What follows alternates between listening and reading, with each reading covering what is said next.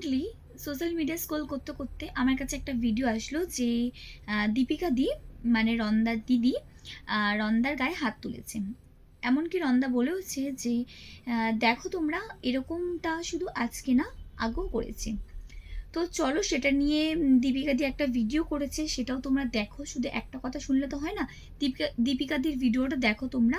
আমি দীপিকাদির পুরো ভিডিওটা করতে পারিনি, যাই হোক আমার পুরো ভিডিওটা করতে পারিনি, যেইটুকুটা করার চেষ্টা করেছি সেইটুকুটা তোমরা দেখো, তাহলে আশা করছি তোমরা সেটা বুঝতে পারবে।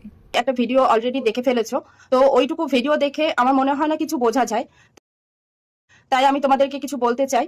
তো কিছু বলতে চাই মানে সেদিনের ঘটনাটাই বলবো। আমি চাইনি এইভাবে সোশ্যাল মিডিয়া করতে। তো যেখানে আমার নিজের ভাই আমার কথা ভাবলো না, তো সেখানে আমি আর ভেবে কি করব, তাই না? তো যাই হোক, সেটাও পরের কথা। মেন ঘটনাটা একটু আমি তোমাদেরকে বলতে চাই। সবটাই A to Z এবার মানে এখন তোমরা আমাদের ওই দিনের ঘটনাটা জানতে পারবে।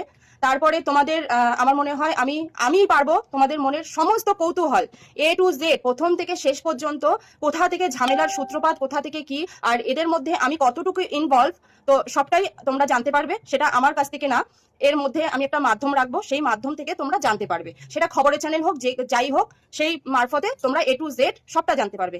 একতরফা কথা শুনে তো কিছু বোঝা যায় না। আমি আমার মতো করে বলবো, যার সম্পর্কে বলবো সে তার মতো করে বলবে, তো এইভাবে শুনে কখনো কোনোদিনও বোঝা যায় না। তাই আমি চাইছি যে একটা মারফত মিডিলে থাকুক, যে দুজনার কথাই মানে একটা ভিডিওতে দুই তরফের কথাবার্তাই থাকবে।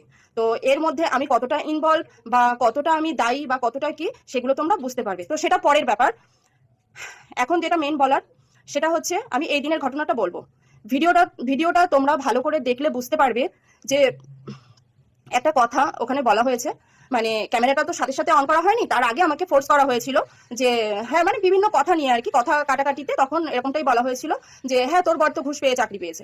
তো তখন সেই সোর্সে আমি বলেছিলাম যে দেখ, চাকরি পেতে হলে পুলিশ ভেরিফিকেশন বল বা এটা বল বা সেটা বল, টাকা পয়সা সবারই কম বেশি দিতে হয়। তো এরকমটা বলা হয়েছিল। তো তারপরে মানে ওরকম ভাবে এমন একটা সিচুয়েশন তৈরি করা হয়েছিল। তো দেন তারপরে আমি ওই কথাটা বলেছিলাম। যাই হোক, ওই কথাটা তো পরে আসছে।